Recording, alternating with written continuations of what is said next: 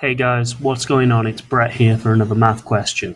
So today we're going to be looking at dividing, and we're going to specifically be looking at using the bus stop method. So right here we've been asked to divide 159 by 3. So we're going to do the same thing. We're going to do the same thing each time. All we're going to do is we're going to put in 159 and we're going to draw in our bus stop.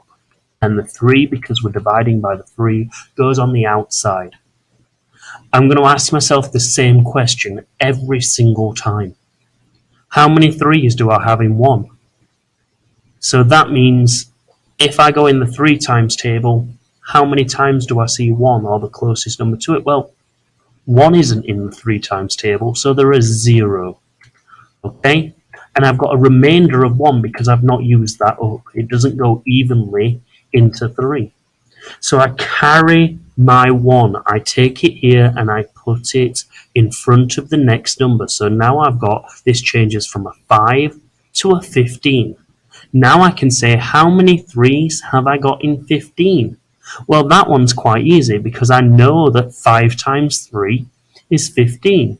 So I got 5 3's in 15.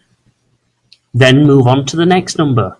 I look at 9. How many 3's do I have in 9? Well, 3, 6, 9. I've got 3. And that gives me my answer. There is no remainder, so I've got 159 divided by 3 is equal to 53. Okay, in this question it's a little bit different because we've got a decimal in there, and I hate decimals so much. I've got 5.44 divided by 4. So I'm going to do it actually exactly the same way as we've just done before. I'm going to put my 5.44 inside the bus stop, and I'm going to divide that by 4 by putting it on the outside. I ask the same question each time. How many 4's do I have in 5? Well, I've got 1, but I've also got a remainder of 1. So I'm going to put 1 out here and carry my remainder right here in front of this 4. So this goes from a 0.4 to a 0.14, but I'm just going to ignore the decimal and I'm just going to do it as 14. How many 4's have I got in 14? Well, if I do 14 divided by 4, I got 3, and I've got a remainder of 2. I'm left with 2.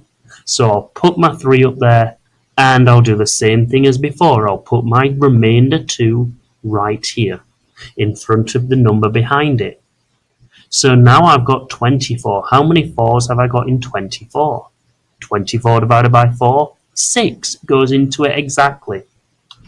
So I'm left with 5.44 divided by 3, and I've got 1.36 as my answer. It was that easy. I didn't need a calculator.